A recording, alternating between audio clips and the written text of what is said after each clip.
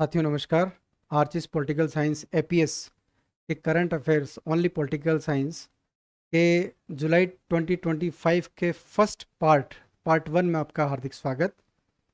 साथियों पिछले कुछ समय से ऐसे करंट अफेयर्स, ऐसी समसामयिक घटनाक्रम जिसका सीधा सीधा संबंध राजनीति विज्ञान और केवल राजनीति विज्ञान से है, उस पर हम चर्चा करेंगे।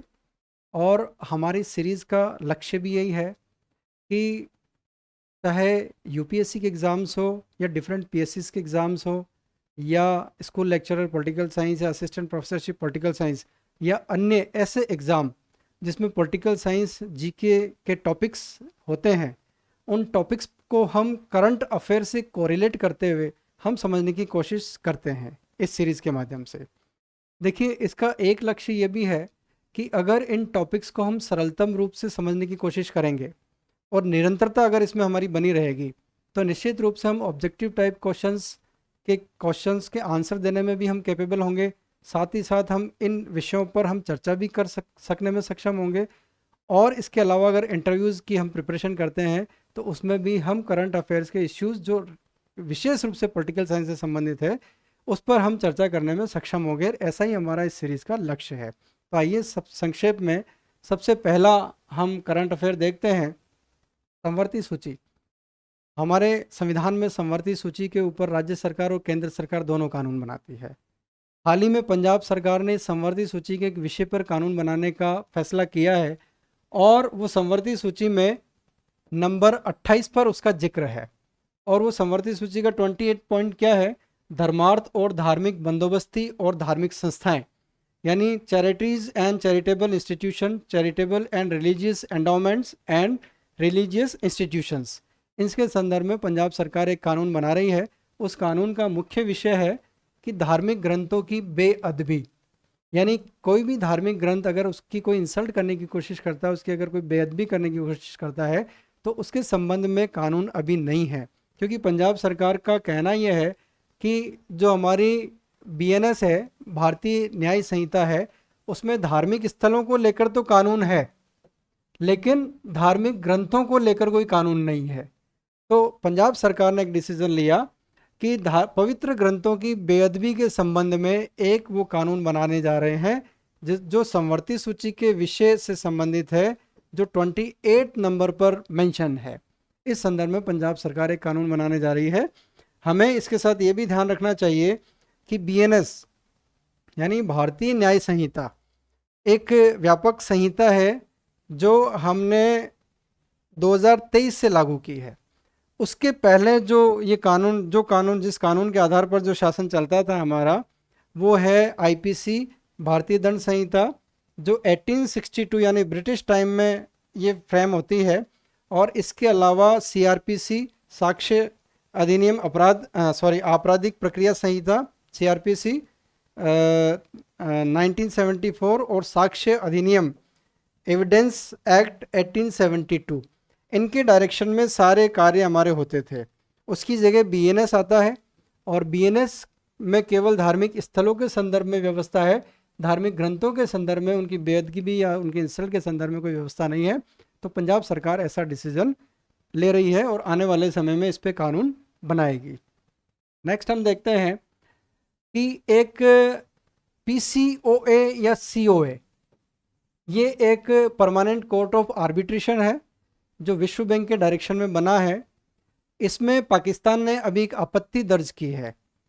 पहलगाम की घटना के बाद में जैसे ही भारत ने सिंधु नदी समझौता जो रद्द किया है, उसके संदर्भ में पाकिस्तान ने एक ऑब्जेक्शन किया था और उस ऑब्जेक्शन में इस आर्बिट्रेशन कोर्ट ने एक डिसीजन दिया और उस डिसीजन को भारत ने बिल्कुल खारिज कर दिया।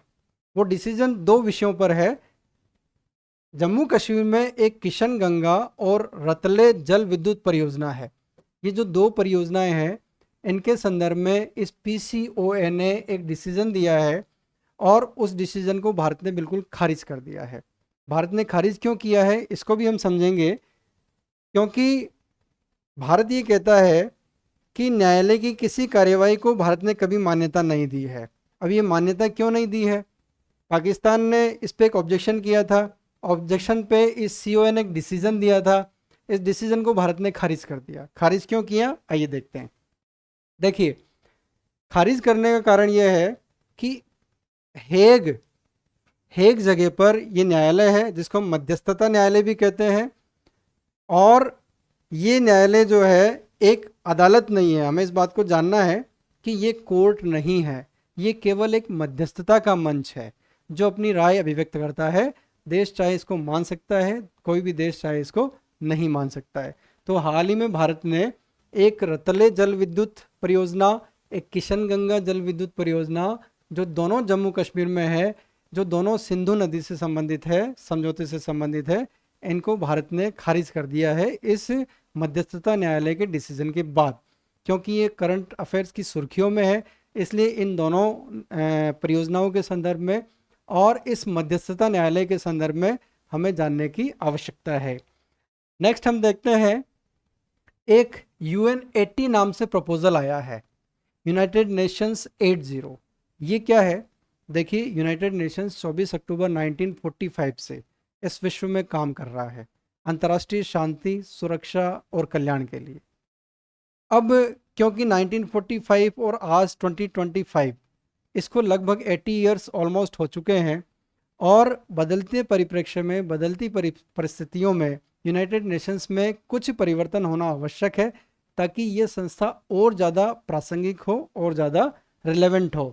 तो इसके लिए यूनाइटेड नेशंस के महासचिव एंटोनियो गुटेरेस ने मार्च 2025 में इसको लॉन्च किया है, और इसके लॉन्च करने के पीछे जो कारण है वो यूनाइटेड नेशंस को और ज़्यादा सिस्टमेटिक बनाना, इसका जो विश्व में इम्प्रेशन है जो कम हो रहा है उसको और तेज़ करना, बढ़ाना, और तेज़ी से बदलती हुई दुनिया के लिए संयुक्त राष्ट्र को और ज़्यादा प्रासंगिक बनाना इस UN80 मिशन का लक्ष्य है। तो हमें ध्यान रखना है कि UN80 क्या है, इसके टारगेट्स क्या है, इसको लॉन्च कब किया गया और इसको लॉन्च किसने किया।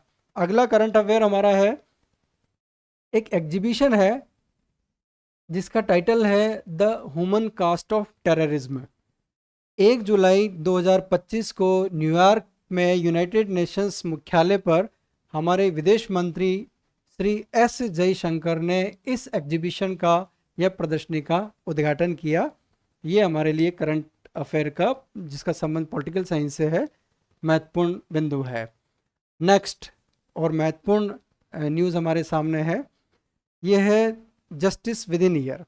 किसी भी देश की अगर व्यवस्था को समझना है तो वहाँ की न्यायपालिका की निष्पक्षता और स्वतंत्रता को अगर हम देखें, उसको ऑब्जर्व करें, तो हम उस पूरे देश के सिस्टम को हम समझ सकते हैं कि उसका स्टैंडर्ड क्या है।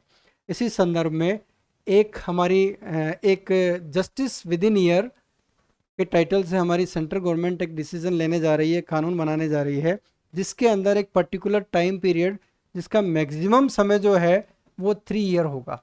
यानी कोई भी मुकदमा जो है FIR लॉज होने के 3 वर्ष के अंदर अंदर उसका सॉल्यूशन होना है, उस पर डिसीजन होना है कि गलती किसकी है और अपराधी कौन है।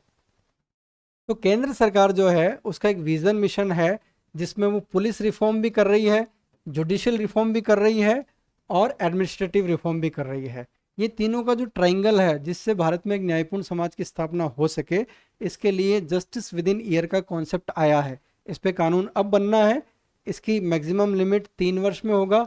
यदि मान लो FIR लॉज होती है, किसी डिस्ट्रिक्ट कोर्ट में कोई डिसीजन, कोई मामला चलता है, मुकदमा चलता है, तो विद इन 1 ईयर उस डिस्ट्रिक्ट कोर्ट को उसको सॉल्व करना होगा। अगर उसकी अपील हाई कोर्ट में होती है तो हाई कोर्ट को विद इन 1 ईयर उसको सॉल्व करना होगा। अब हाई कोर्ट के विरुद्ध भी अगर अपील सुप्रीम कोर्ट में होती है तो सुप्रीम कोर्ट में भी मैक्सिमम जो टाइम सुप्रीम कोर्ट के पास है वो 1 साल है। इस प्रकार जस्टिस विद इन ईयर में 3 साल के अंदर अंदर हमें किसी भी विवाद का निपटारा करना होगा। ऐसा कानून बनाने की भारत सरकार तैयारी में है, क्योंकि हम जानते हैं कि 1862 के IPC, 1872 के एविडेंस एक्ट और CRPC, 1974 के, इन सब कानूनों को हमने बदल दिया है। और भारत सरकार जो है निरंतर इस बात पे एक्टिव मोड में है कि किस तरह से भारत में एक न्यायपूर्ण समाज की स्थापना हो सके। इसमें 1 नेशन 1 पुलिस कोर्ट सिस्टम का प्रावधान है, 1 नेशन 1 पेनल कोड।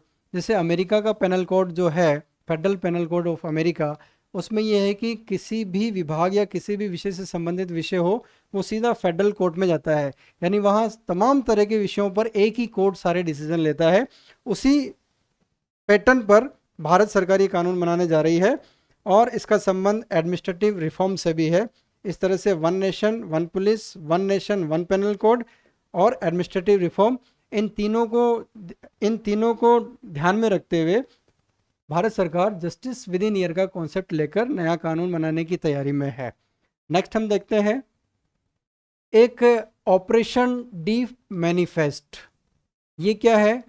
ये डायरेक्टरेट ऑफ रेवेन्यू इन्वेस्टिगेशन यानी राजस्व खुफिया निदेशालय द्वारा एक लक्षित एक अभियान है और ये पहलगाम आतंकवादी हमले के बाद में पाकिस्तान के विरुद्ध इस राजस्व खुफिया निदेशालय ने चलाया है ऑपरेशन डीप मैनिफेस्ट, जिसका क्या है कि जो भी आयात निर्यात हो रहा है पाकिस्तान के साथ, जो वस्तुएं पाकिस्तान में बन रही है उस पर पूर्णतः प्रतिबंध लगाया गया है, उससे रिलेटेड ये ऑपरेशन डीप मैनिफेस्ट है।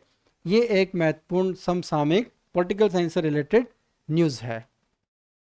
अब देखिए एक बहुत ही शानदार भारत में एक कॉन्सेप्ट आया है ई वोटिंग का।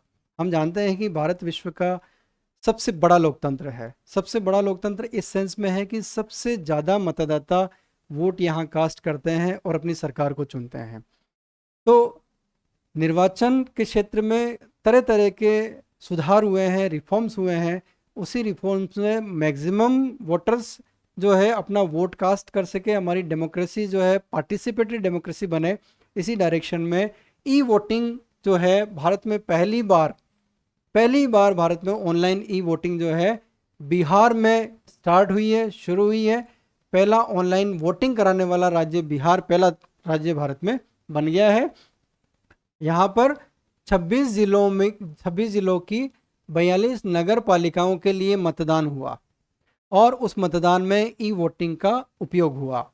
ई वोटिंग जो है उसका समय जो था सुबह 7 बजे से लगाकर 1 बजे तक हुआ और मोतीहारी की विभा नाम की महिला जो है भारत में पहली ई वोटर बनी। और इसके साथ ही जो है ये किसके लिए है? जो असमर्थ लोग हैं, जिनमें वरिष्ठ नागरिक हो सकते हैं, दिव्यांग हो सकते हैं, कोई गंभीर बीमारी से जो पीड़ित है, प्रेग्नेंट महिलाएं, राज्य के बाहर रहने वाले जो प्रवासी हैं, उन लोगों के लिए ये ई वोटिंग की सुविधा दी गई है। ऐसा नहीं है कि मैं वोट करने नहीं जाना चाहता हूँ और मैं ई वोट के माध्यम से अपना वोट कर देता हूँ, मुझे तो बूथ पर ही जाना पड़ेगा। ये केवल पर्टिकुलर लोगों के लिए ई वोटिंग की फैसिलिटी है। इसमें क्या है कि एक मोबाइल नंबर से मैक्सिमम 2 लोग पंजीकृत हो सकते हैं, 2 लोग लॉगिन करके अपनी ई वोटिंग का प्रयोग कर सकते हैं। और इसमें वोट देने से पहले फेस स्कैनिंग और वोटर आईडी से मिलाना ज़रूर होता है, इससे ये अपना वर्क करता है।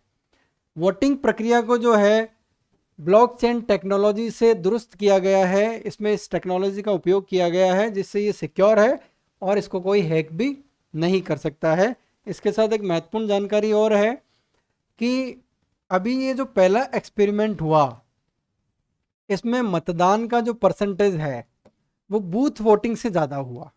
उसको हम इस तरह से समझ सकते हैं कि देखिए जो टोटल रजिस्टर हुए थे ई वोटिंग के लिए, उसमें से 70.20 लोगों ने वोट कास्ट किया ई वोटिंग के माध्यम से। ये देखिए पहली बार में 70.20, यानी हमारे यहाँ का मतदान प्रतिशत 50 से 60 के बीच में रहता है।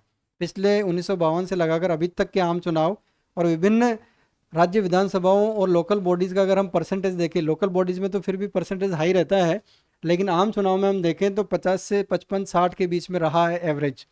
लेकिन पहली बार ई वोटिंग होती है 70.20। ये अपना आप में बहुत महत्वपूर्ण बात है, भारत के लिए एक बहुत बड़ा रिवोल्यूशनरी कदम है ई वोटिंग का। और जो टोटल वोटर रजिस्टर्ड थे बूथ वोटिंग के लिए, उसका 54% ही उन्होंने वोट कास्ट किया। तो देखिए आप कितना डिफरेंस आ रहा है, जबकि ये पहली बार हुआ 70.20 और इधर 54%। तो जो डिफरेंस है ना, ये निश्चित रूप से भारत की डेमोक्रेसी के लिए रिवोल्यूशनरी जो है रिवोल्यूशनरी कदम होगा। और इस ऐप से वोटिंग के लिए जो है 51,155 लोगों ने रजिस्ट्रेशन किया था, जिसमें से 26,038 पुरुष और 25,117 महिला ने जो है इसका रजिस्ट्रेशन कराया। और इस तरह से जो है ई वोटिंग जो है भारत में इंट्रोड्यूस होता है। और भारत में ये इंट्रोड्यूस होने के साथ साथ सफलतम अभिव्यक्ति भी है मतदाताओं की। और इस तरह से जो है हम करंट अफेयर से संबंधित कुछ विषयों पर हमने चर्चा की है। निश्चित रूप से ये ऐसे विषय हमने छुए हैं जो हमारे लिए बहुत उपयोगी है, रिलेवेंट है, और इन पे हमारी मास्टरी होना आवश्यक है। और मास्टरी होने के लिए हमें सरलतम तरीके से इनको जानना और सीखना होगा, और हम इसी तरह से प्रयास करते रहेंगे। धन्यवाद।